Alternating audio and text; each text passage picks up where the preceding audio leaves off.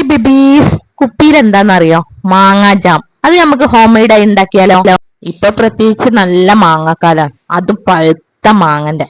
അപ്പൊ ഞങ്ങൾ ഇവിടെ കുറച്ച് മാങ്ങ തോല് കളഞ്ഞിട്ട് മിക്സിന്റെ ജാറിൽ നല്ലോണം ഫൈനായിട്ട് അരച്ചെടുത്തിട്ടുണ്ട്. ആരുള്ള മാങ്ങയാണെങ്കിൽ അരിക്കാൻ മറക്കല്ലേ. ഞങ്ങൾ ഇവിടെ നല്ലോണം അരിച്ച് റെഡിയാക്കി വെച്ചിട്ടുണ്ട്. പിന്നെ വെള്ളത്തിന്റെ അളവ് ഞാൻ പറയാ, എത്ര മാങ്ങയാണോ അത്ര പോലെ വെള്ളം എടുക്കുക. ഞങ്ങൾ ഇവിടെ ഒരു ഗ്ലാസ് മാങ്ങക്ക് ഒരു ഗ്ലാസ് വെള്ളവും അര ഗ്ലാസ് പഞ്ചസാര ഇട്ട് കൊടുത്ത് നല്ലോണം ഇളക്കി യോജിപ്പിച്ച് അടുപ്പത്ത് വെച്ച് വേവിക്കാൻ വെച്ചിട്ടുണ്ട്. വീട്ടിലുണ്ടായ മാങ്ങ ആയിട്ട് വിശ്വാസത്തിൽ കഴിക്കും ചെയ്യാം. പിന്നെ കുട്ടികൾക്ക് ജാം എന്ന് പറഞ്ഞാൽ ഭയങ്കര ഇഷ്ടല്ലേ, അപ്പൊ നമുക്ക് വീട്ടിലുണ്ടാക്കല്ലോ. ഉണ്ടാക്കുമ്പോ പിന്നെ ആദ്യം നല്ല തീ കൂട്ടി വെക്കുക, പിന്നെ കുറച്ച് കഴിഞ്ഞാൽ കുറച്ച് വെക്കുക. പിന്നെ ഒരു നാരങ്ങന്റെ പൊളി എടുത്തിട്ട് അതിന്റെ നീര് അതിലേക്ക് ഒഴിച്ചു കൊടുത്തിട്ട് പിന്നെ നല്ലോണം ഇളക്കി കൊടുക്കണം.